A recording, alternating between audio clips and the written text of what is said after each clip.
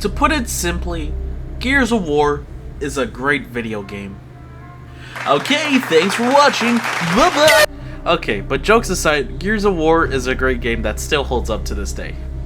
The reason why I say that is because of the fun gameplay the game has to offer and a campaign that has not much when it comes to a story, but makes up for that with its great world building. So sit down and watch as I talk about Gears of War and what makes this game still great to this day.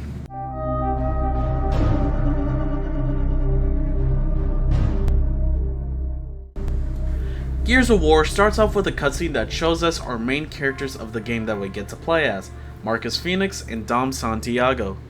So far, we know nothing about Marcus and Dom, so the game just lets us roll with the characters despite not knowing much about them. After just a few moments, Marcus and Dom get attacked by a monster species called the Locust. Marcus, the tower! Take cover!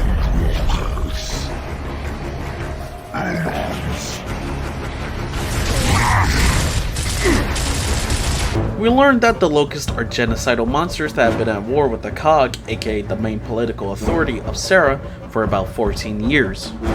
Sarah is basically this game's version of planet Earth.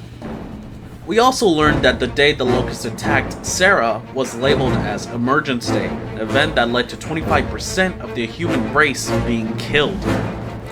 After that, Marcus and Dom meet up with other COG members, Anthony Carmine, Lieutenant Kim, Colonel Hoffman, and Anya as the Control. Oh, and there's Jack. I like Jack. Marcus and Dom are teamed up with Kim and Anthony being labeled as Delta Squad. They're being given a mission to find the Resonator that is with the Alpha Squad. While they are finding the Resonator, they encounter different types of locusts on their path, and one of them happens to be a sniper that sadly killed Anthony Carmine. You good? Yeah, but I got a problem. Something's wrong with this thing.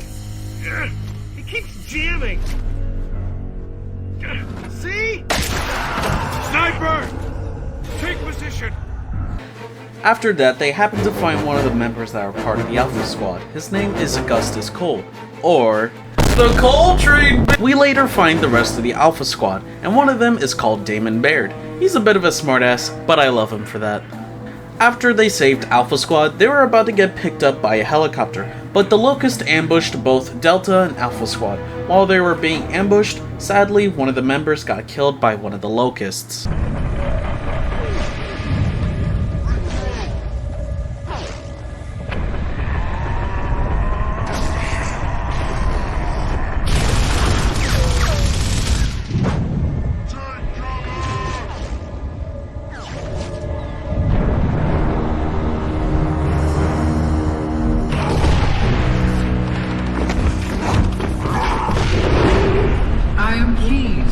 Progress.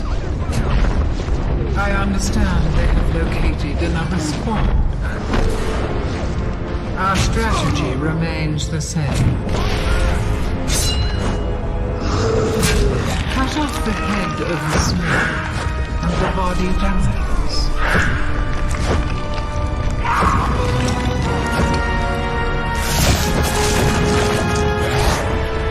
We will win this war. It's only a matter of time.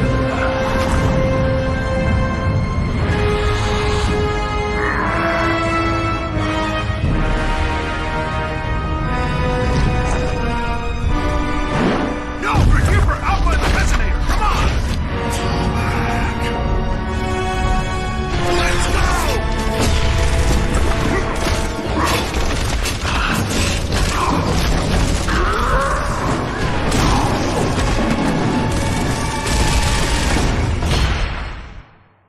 Lieutenant Kim was killed by General Rom.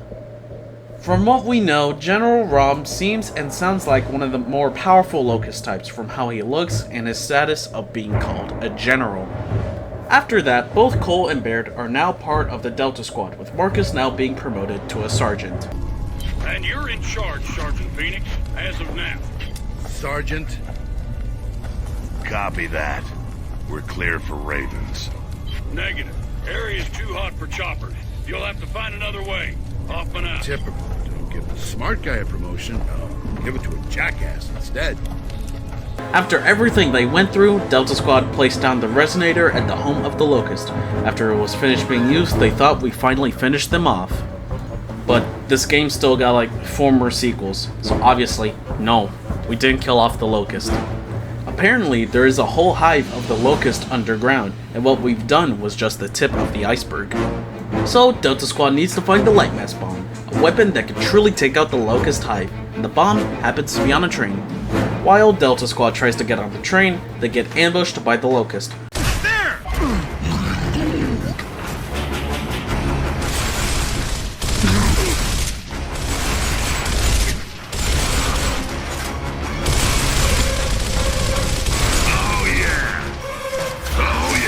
While being ambushed, Marcus and Dom managed to get on the train, while Cole and Baird didn't manage to get on the train on time.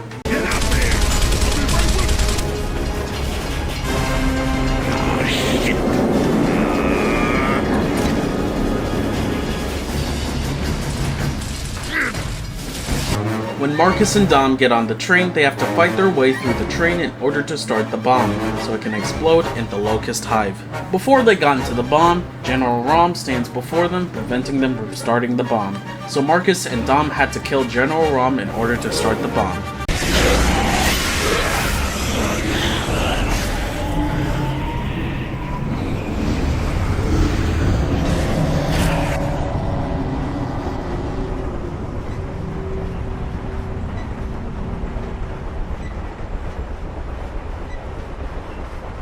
After defeating General Rom, Marcus and Dom start up the bomb, and they manage to get off the train safely due to the helicopter being there to pick them up, before the light mass bomb explodes, leading to the end of the campaign.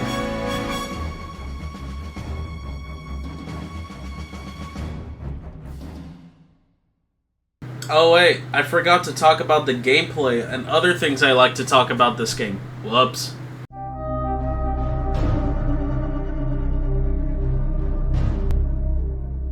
The gameplay of Gears of War still holds up to this day. The gameplay of Gears of War is a third-person cover-based shooter, and reloading in this game works differently compared to any other shooter. In Gears of War, you have the ability to take cover from fire. It's a simple mechanic, but I think this mechanic helps Gears of War stand out more when it comes to gameplay. The reason why I say that is because of how the game makes the player think more strategically instead of going in guns blazing.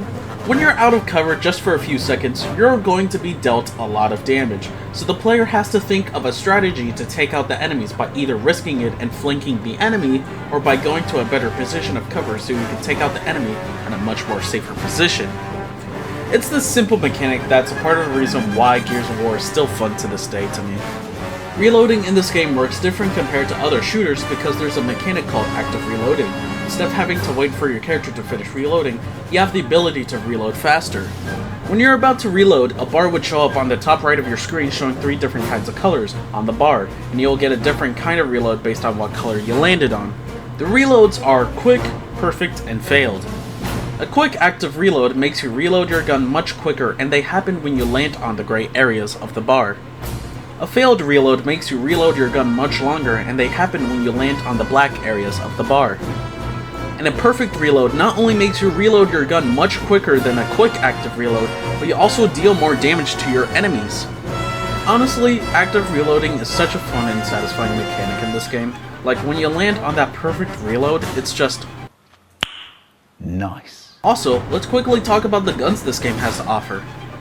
We have the Lancer, which is just an assault rifle, but it has a chainsaw attached to it.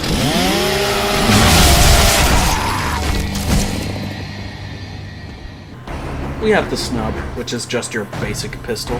The Gnasher Shotgun, a weapon that's great to use when you're up close towards your enemies.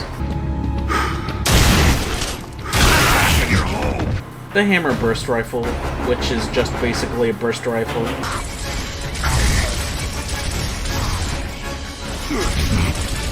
The Long Shot is this game's version of a sniper rifle.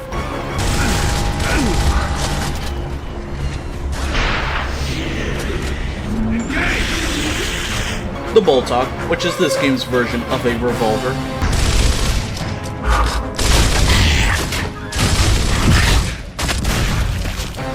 The Boom Shot is this game's version of a grenade launcher, and it's very deadly. Stand up up like a man. The torque bow is an interesting weapon. It's a bow that charges up, and after you shoot the arrow on someone, the arrow explodes, dealing a lot of damage to enemies if they're near the arrow, or they're instantly killed if the arrow lands on an enemy.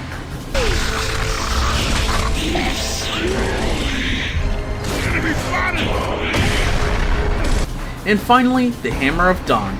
This weapon is only exclusive to the campaign, but what the Hammer of Dawn does is that you have to point the weapon at someone or something. After charging up a bit, the weapon now starts to...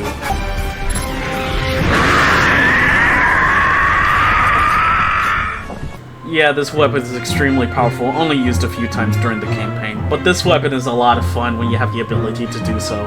Also, let's quickly go over some of my personal favorite levels from the campaign. In one level, you have to avoid being in the dark because of the krill that come out at night, so you gotta think of how to get to places without getting killed by the krill. And there's a moment where you're on your vehicle, but it's still dark, so you gotta kill the krill with light in order to get to the next area. There's one level where you have to go to an abandoned factory while fighting off lambent wretches, and after being in this area for a bit, we have a cool cart section while fighting off the locust. After that level, we finally get to the locust home, and personally, I love cave levels in video games, so this level was a lot of fun for me personally. Also, we get to fight a corpser, which was an awesome and fun boss fight, man. Finally, there's a level where we get to explore Marcus's father's house, and honestly, exploring this house is a lot of fun, especially when we get to the basement. Overall, this game has some cool levels that are just very fun to play on. And let's go over the locust and the different types of them. We have the locust drone, which is the most common locust we'll be fighting, and they use a hammer burst rifle, the easiest enemy if I'm being honest. The locust grenadier are locusts that uses the Nasher shotgun, the Boltok, and carries grenades, so make sure this guy doesn't flinker us, or else you're gonna be asking where's your head. The locust gunner are locusts that uses a powerful turret against us, and annoying to kill when they're on that turret because they're constantly firing at us. They have a helmet that makes it even harder to headshot their asses. The locust sniper are locusts that uses the long shot to headshot us from far away, so it's a powerful locust when not paying attention to it. There's also wretches, locusts that are mainly melee based. They're weak by themselves, but are powerful when in groups. And there's a lambent variant of the wretches. The only difference between the two is how they look and the fact that lambent wretches explode on death. Theron guards are the toughest kind of locust to face on the field because of how much health they have and the weapons they can use. They use lancers, Nasher shotguns, and the torque bow, so it's best to be careful when facing these guys because they are no joke. And finally, General Ron, the final boss of the game. Yeah, his boss fight is not that great, because of how he's constantly getting protected by the krill, how Dom constantly keeps getting himself downed, how he does a lot of damage to you with his weapon, especially when you have to move to an area where there's light when he's summoning the krill to attack you, and overall he's just an annoying boss fight in my opinion. Before we finish this video, I just want to quickly showcase this game's music, because I personally love this game's music. The composer for this game was Kevin. So sit back and enjoy some of this game's music for a bit.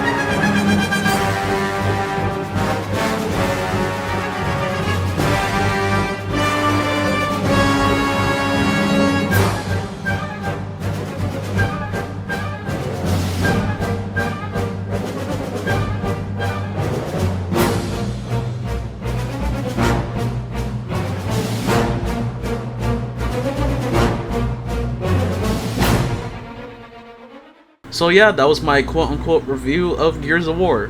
Personally, I just want to talk about my love for this game, and I'm planning to explain my love for the other 4 games as well. Well, 3 actually. There is one game I don't like, but trust me, we'll get there eventually, trust me. But that's about it for this video. I hope y'all enjoyed this video because it took me a while to work on this video, and the script was rewritten like a few times, so yeah. Stay safe everyone, and I'll see you in the next one. Peace.